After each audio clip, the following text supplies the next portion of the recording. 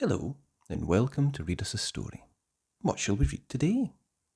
How about Mr. Messi by Roger Hargreaves?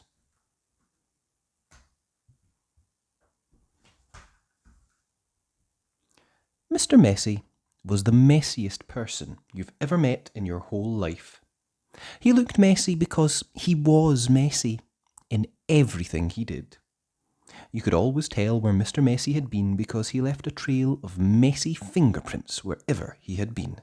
Oh yes, Mr. Messi was messy by name, messy by nature.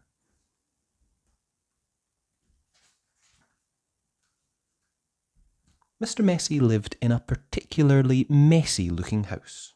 The paint was peeling, the windows were broken, there were tiles missing from the roof. The flower beds were overgrown with weeds. The garden gate was off its hinges, and Mr. Messi cut the grass in the garden lately? He had not. One morning, Mr. Messi woke up in his messy bed, yawned, scratched, got up, cleaned his teeth, leaving the top off the toothpaste, had his breakfast, spilling cornflakes all over the floor, and then set out for a walk, tripping over a brush he'd left lying in the garden 2 weeks before.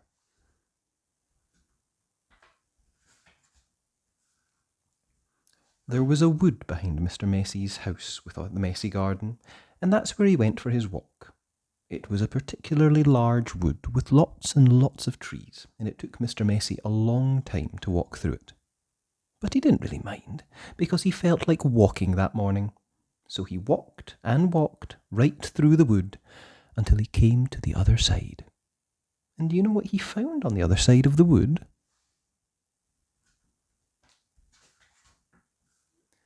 Mr. Messi found the neatest, prettiest looking little cottage that he had ever seen.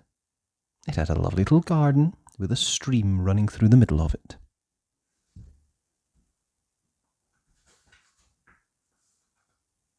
There was a man in the garden, clipping the hedge. He looked up as Mr. Messi approached. Good morning. I am Mr. Messi, said Mr. Messi. I can see that, replied the man, looking him up and down. I'm Mr. Tidy. And I'm Mr. Neat, said the other man, appearing out of the house. Tidy and neat, said Mr. Tidy. Neat and tidy, said Mr. Neat.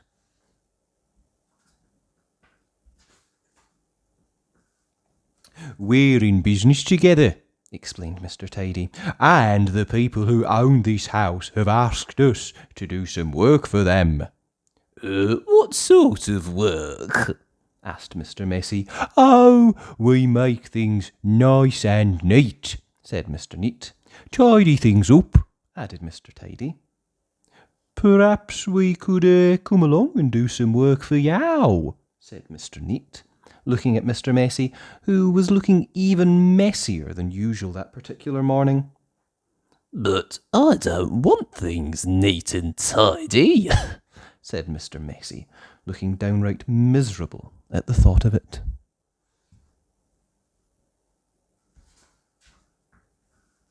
Nonsense, said Mr. Tidy. Fiddlesticks, said Mr. Neat. But, said Mr. Messi. Come along, said Mr. Neat. Off we go, said Mr. Tidy.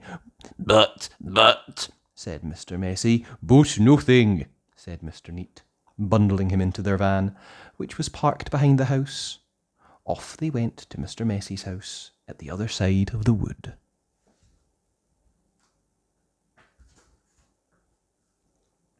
Good heavens, said Mr. Neat when he saw where Mr. Messi lived.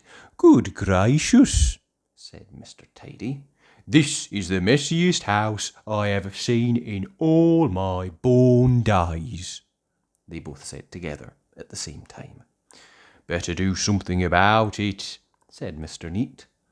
And before Mr. Messi could open his mouth, the two of them were rushing here and there about Mr. Messi's house.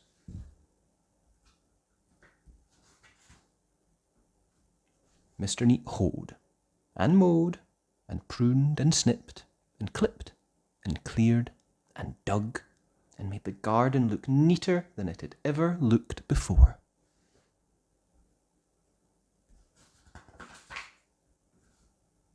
Mr. Tidy cleaned and primed and rubbed and painted and mended and made the outside of Mr. Messi's house look tidier than it had ever looked before.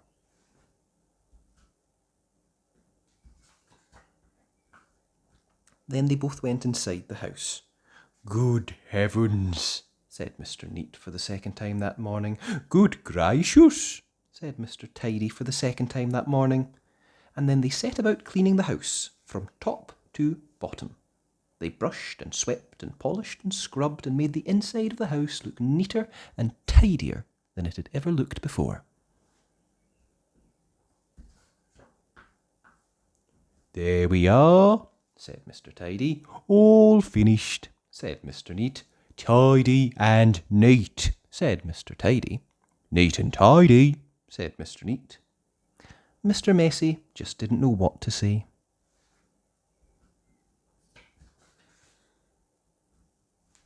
Then they both looked at Mr. Messi. "Are you thinking what I'm thinking?" Mr. Neat said to Mr. Tidy. "Precisely," replied Mr. Tidy.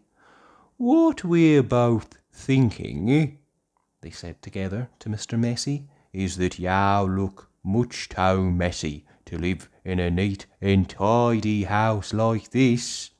But, said Mr. Messi. But whatever Mr. Messi said was no use, and Mr. Neat and Mr. Tidy whisked him off to the bathroom upstairs. It had been the messiest room in the house, but now, of course, it was neat as a new pin. Then Mr. Neat got hold of one of Mr. Messi's arms, and Mr. Tidy got hold of the other arm, and they picked him up and put him straight into the bath. Mr. Messi wasn't used to having baths.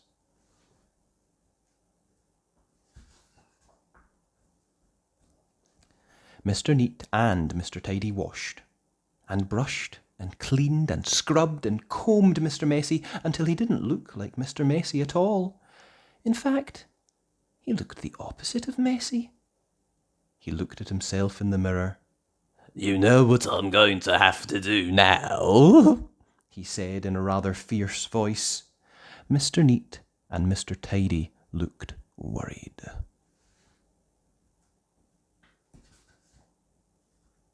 "What are you going to have to do?" they asked Mr. Messi. "I'm going to have to change my name," said Mr. Messi. And then he chuckled. And Mr. Neat and Mr. Tidy chuckled.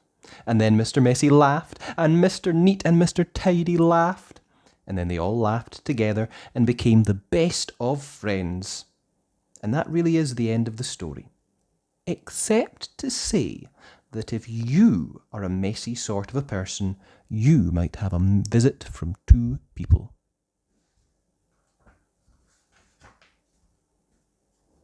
And you know what they are called, don't you? And that was Mr. Messi by Roger Hargreaves. I hope you enjoyed that. If you did, be sure and like the video. And remember, you can always subscribe to the channel at Read Us a Story. Thanks. Bye!